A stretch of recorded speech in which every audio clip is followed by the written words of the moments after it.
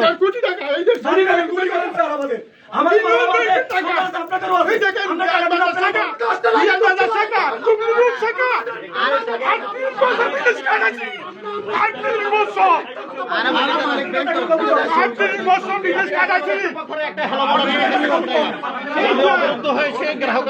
ব্যাংকে রেখেছি। আজকে আমরা রাস্তায় কেন? আমাদের এই জমানো টাকা, আমাদের বাড়ি বিক্রি করা, চাকরি শেষ করার টাকা, আমার ছেলে মেয়েদের ভবিষ্যৎ, আমার স্ত্রীর অসুস্থ, এখানে প্রত্যেকটা লোক আছে রাস্তায় নেমে গেছে। আমরা কেন রাস্তায় নামবো? আমরা গভর্নমেন্টের কাছে আমরা কোনো অনুদান চাই না। আমাদের টাকা আমাকে দেবে, আমার টাকায় তারা বাড়ি গাড়ি করবে, আমার টাকায় তারা ব্যাংকে ঢাকা প্রত্যেকটা ব্যাংকের ম্যানেজাররা তাদের বাড়ি গাড়ি থাকবে, ফ্ল্যাট থাকবে, 4-5টা ফ্ল্যাট থাকবে। আজকে গভর্নর মহোদয় আজকে কোটি কোটি টাকা গাড়িতে চলবে আমার টাকায়। আমরা কেন রাস্তায় থাকবো? আমরা কেন রাস্তায় নামবো? আমরা কোথাও জাকাত ফেলতে চাই না গভর্নমেন্টের কাছে, ব্যাংকের কাছে জাকাত ফেলতে যাচ্ছি না। আমাদের টাকা আমাদের দেওয়া হোক। আমাদের ইসলাম শরীয়ত মোতাবেক আমাদেরকে ইনফ্লুয়েন্স করছে ব্যাংক দেওয়ার জন্য।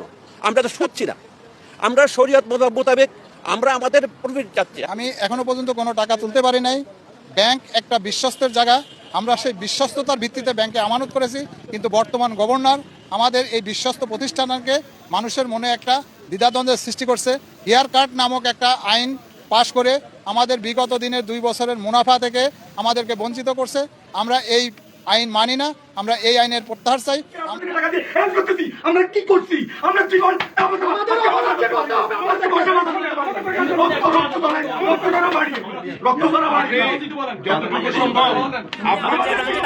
ব্রাঞ্চে গিয়ে তালা মেরে দিব 16,000 টাকা কথা পরেরটা পরে এবার দেখা যাবে।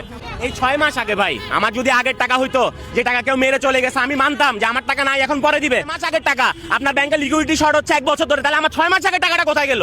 এই টাকা তো আমি এমপ্লয়িদেরকে বেতন দেওয়ার জন্য দিই নাই ভাই, এই টাকা তো আমি এমপ্লয়িদেরকে বেতন দেওয়ার জন্য দিই নাই। আমার 6 মাস আগের টাকা আমি তুলতে পারতেছি না কেন? এটা কোন ধরনের আইনের মধ্যে বললো ভাই? আমি 2 বছর আগের টাকা লিকুইডিটি শর্ট, সেই লজিক আমি মানলাম। 6 মাস আগের টাকা তুমি কি করলো?